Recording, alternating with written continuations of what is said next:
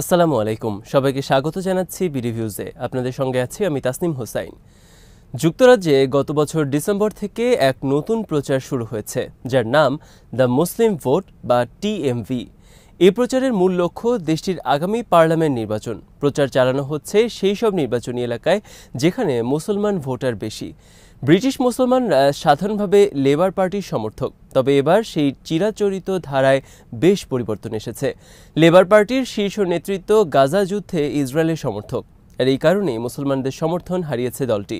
এছাড়াও যেসব এমপি গাজার অস্ত্রবিরতির পক্ষে ভোট দেননি, তাদের ওপর থেকেও সমর্থন প্রত্যাহার করছেন মুসলমান ভোটাররা। যুক্তরাজ্যের নির্বাচনে মুসলিম ভোটাররা কতটা গুরুত্বপূর্ণ তা নিয়ে বিস্তারিত থাকছে তামান্না মিনহাজের প্রতিবেদনে।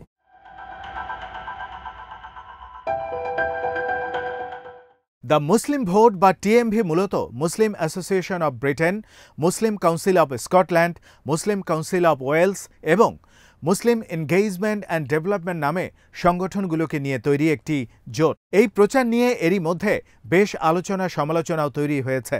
ব্রিটেনে প্রায় 40 লাখ মুসলমানের বাস।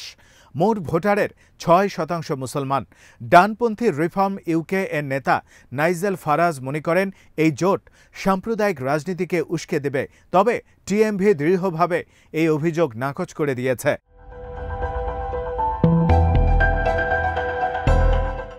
এই প্রচার শিবিরের দাবি, মুসলিম অমুসলিম সব প্রার্থীর প্রতি তাদের অনুমোদন থাকবে, তবে তাদের সমর্থন দেওয়া প্রার্থীকে অবশ্যই এনএইচএস-এর ও সরকারি সেবাগুলোকে সমর্থন করতে হবে। একই সঙ্গে গাজায় চলমান গণহত্যা ও বৈষম্যের বিরুদ্ধে অবস্থান নিতে হবে। টিএমভির মুখপাত্র ও সমন্বয়ক আবু বকর নানুবাওয়া জানান, তাদের মূল লক্ষ্য মুসলমানদের রাজনীতিতে সক্রিয় করা, একই সঙ্গে ভোটের গুরুত্ব স্থানীয় মুসলমান কমিউনিটিগুলোকে জানানো। যেসব প্রার্থীকে সমর্থন দেয়া হবে তাদের পরামর্শ, তথ্য ও স্বেচ্ছাসেবী দেয়া হবে। তাদের সমর্থনের তালিকায় অবশ্য স্বতন্ত্র প্রার্থীর সংখ্যাই বেশি।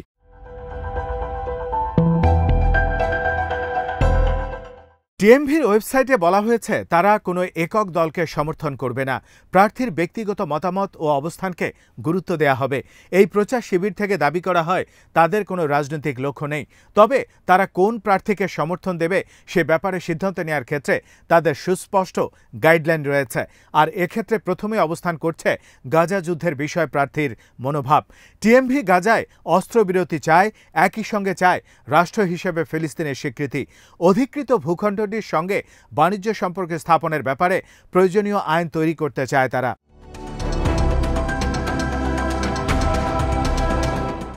যুক্তরাজ্যের ভেতরে বহু বিষয়কেও বিবেচনায় রাখতে চায় টিএমভি। এর মধ্যে প্রথমেই আসে স্বাস্থ্যসেবার বিষয়টি। এর আরও সম্প্রসারণ চায় তারা। এরপরে আসে বিচার ব্যবস্থাকে বৈষম্য শূন্য করার দাবি। শিক্ষার ক্ষেত্রে শিক্ষার্থীদের সংস্কৃতি এবং ধর্মের ব্যাপারে শিক্ষকদের আরও উদার হতে হবে। নানওয়াওয়া মনে করেন, ব্রিটিশ সমাজের অন্যতম প্রধান মূল্যবোধ গণতন্ত্র। এই প্রচার শিবির এবং দেশজুড়ে ছড়িয়ে ছিটিয়ে থাকা মুসলমানরাও একই কথাই বিশ্বাস করেন। মুসলমানদের কণ্ঠ যেন ব্রিটিশ সমাজে প্রচার হয় তা নিশ্চিত করতে ভোট দিতে চান তারা।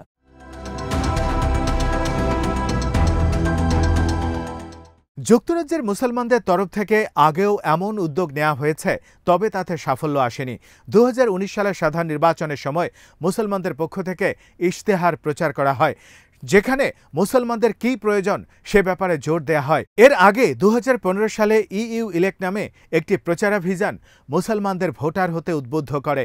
অন্তত 32টি নির্বাচনী এলাকায় ভোটের ফলাফলে তাদের ভোট প্রভাবিত করতে পারে বলে সে সময় জানানো হয়। 2013 সালে এক সমীক্ষায় জানা যায়, 168টি নির্বাচনী এলাকায় জয়ী প্রার্থীরা যাদের ভোট পেয়ে নির্বাচিত হন, তাদের চেয়ে জাতিগতভাবে সংখ্যালঘু ভোটারদের সংখ্যা বেশি।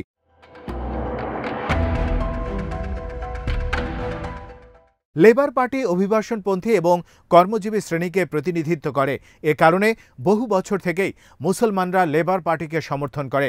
2019 সালে সব মুসলমান ভোটার লেবার পার্টিকে ভোট দেন। লেবার পার্টির জয় পাওয়া আসনগুলোর মধ্যে অন্তত 7টিতে মুসলমান ভোটারের সংখ্যা 40% বেশি। আরও অন্তত 93টি নির্বাচনী এলাকার 10% বেশি ভোটার মুসলমান।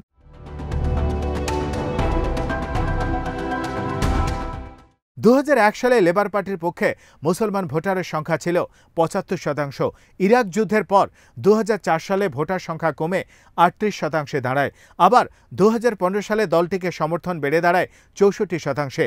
জেরেমি করবিন নেতা হলে 2015 থেকে 2020 সালে লেবার পার্টির প্রতি মুসলিম সমর্থন 80%-এর উপর উঠে যায়। তবে কেইর স্টারমার দায়িত্ব নেয়ার পর এই সমীকরণে আবার পরিবর্তন এসেছে।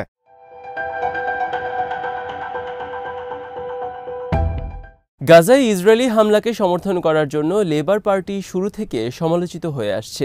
বিশেষ করে গাজায় বিদ্যুৎ ও পানি বন্ধ করে দেওয়ার অধিকার ইসরায়েলের রয়েছে বলে স্টারমার মন্তব্য করার পর এই সমালোচনা আরও বেড়ে যায়। গত নভেম্বরে স্টারমার তার দলের এমপিদের প্রতি গাজার সমর্থন এবং অস্ত্রবিরতির প্রস্তাবের সমর্থন না দেওয়ার দাবি জানান। স্কটিশ ন্যাশনাল পার্টি এই সংক্রান্ত একটি প্রস্তাব তোলে, আর সে সময় 56 জন এমপি স্টারমারের নির্দেশের বিরুদ্ধে অবস্থান নেন।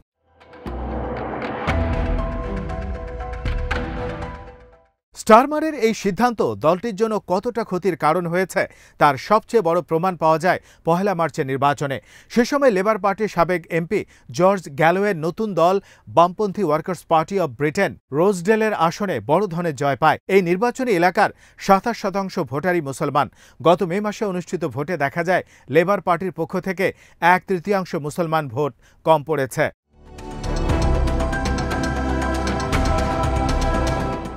ওয়েস্ট মিডল্যান্ডের মেয়র নির্বাচনে মাত্র 1,500 ভোটে জয় পায় লেবার প্রার্থী, যেখানে আহমেদ ইয়াকুব নামে এক গাজা যুদ্ধবিরোধী প্রার্থী অংশ নিয়ে 70,000-এর বেশি ভোট পায়। ইয়াকুব এবার পার্লামেন্ট নির্বাচনে প্রতিদ্বন্দ্বিতা করছেন।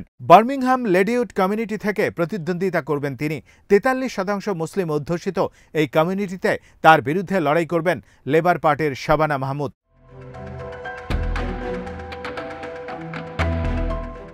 গ্রেটার ম্যানচেস্টারের ওল্ডহ্যাম এবং ওয়েস্ট ইয়র্কশায়ারের কার্কিলে লেবার পার্টির প্রার্থীরা মে মাসের স্থানীয় পর্যায়ে নির্বাচনে এক ঝাঁক নতুন স্বতন্ত্র ও গ্রিন পার্টির প্রার্থীদের কাছে পরাজিত হন। যেসব ওয়ার্ডে মুসলিম ভোটার বেশি সেসব ওয়ার্ডে লেবার পার্টির ফলাফলও বেশি খারাপ হয়েছে। অবসরে যাওয়া এক কাউন্সিলর ওই সময় মন্তব্য করেন, গাজা ইস্যুই লেবার পার্টির ব্যর্থতার মূল কারণ।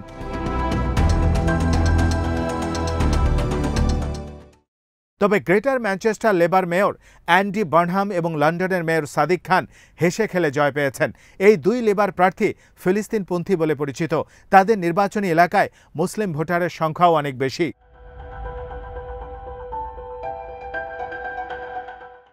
টিএমভির মুখপাত্র নানু বাওয়া জানান, দীর্ঘদিন থেকে লেবার পার্টি মুসলমানদের ভোট ব্যাংক হিসেবে বিবেচনা করে আসছে।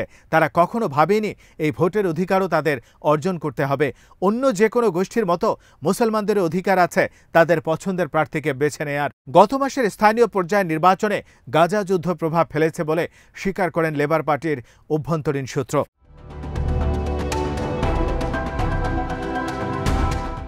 গাজা প্রসঙ্গে লেবার পার্টির মনোভাব পাল্টাচ্ছে বলেই সম্প্রতি আভাস পাওয়া যাচ্ছে। লেবার পার্টির ছায়া মন্ত্রিসভার পররাষ্ট্রমন্ত্রী ডেভিড লামি গত নভেম্বরে গাজা প্রসঙ্গে বলেন, ইসরায়েলের শরণার্থী শিবিরে বোমা ফেলার অধিকার আছে। তিনি আবার গত নভেম্বরে মন্তব্য করেন, নেলসন ম্যান্ডেলা জীবিত থাকলে যুক্তরাষ্ট্রের ক্যাম্পাসে গাজাপন্থী বিক্ষোভগুলোর বিরোধিতা করতেন। সেই লামিকে অবস্থান পাল্টাতে দেখা যায় মে মাসের শেষ দিকে। আন্তর্জাতিক অপরাধ আদালত ইসরায়েলের প্রধানমন্ত্রী বেনিয়ামিন নেতানিয়াহু ও হামাস নেতাদের বিরুদ্ধে গ্রেপ্তারি পরোয়ানা জারির উদ্যোগ নিলে তাতে সমর্থন জানান লামি।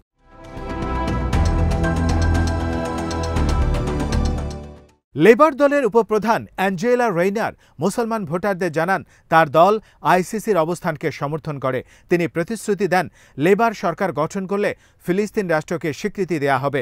বামপন্থী মিডিয়া আউটলেট লেবার লিস্ট জানায়, লেবারের 16টি আসন নিয়ে উদ্বেগ তৈরি হয়েছে। এই আসনগুলোতে মুসলমান ভোটারের সংখ্যা বেশি। অতীতে আসনগুলোতে সহজ জয় পেয়েছে লেবার, তবে এবার স্বতন্ত্র প্রার্থীদের কাছে হুমকির মুখে রয়েছে দলের প্রার্থীরা।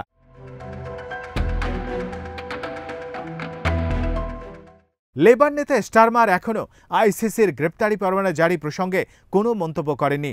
এদিকে নির্বাচনী প্রচার শুরুর প্রথম মাসেই দলের এক প্রার্থী ফাইজা শাহিনকে বাদ দেয়া হয়েছে। তার বিরুদ্ধে অভিযোগ, ইসরায়েলের সমালোচনা করে দেয়া এক ফেসবুক পোস্টে লাইক দিয়েছেন তিনি। ফলে লেবার পার্টির কাছ থেকে দুই ধরনের বার্তা পাওয়া যাচ্ছে।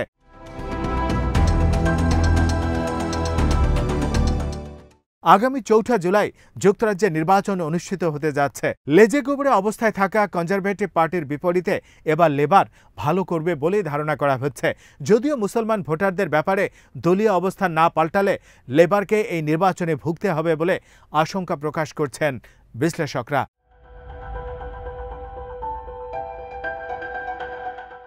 আজ এখানেই শেষ করছি। সবাই ভালো থাকুন, সুস্থ থাকুন আর দেখতে থাকুন বিডি ভিউজ। চ্যানেলটি ভালো লাগলে সাবস্ক্রাইব করুন।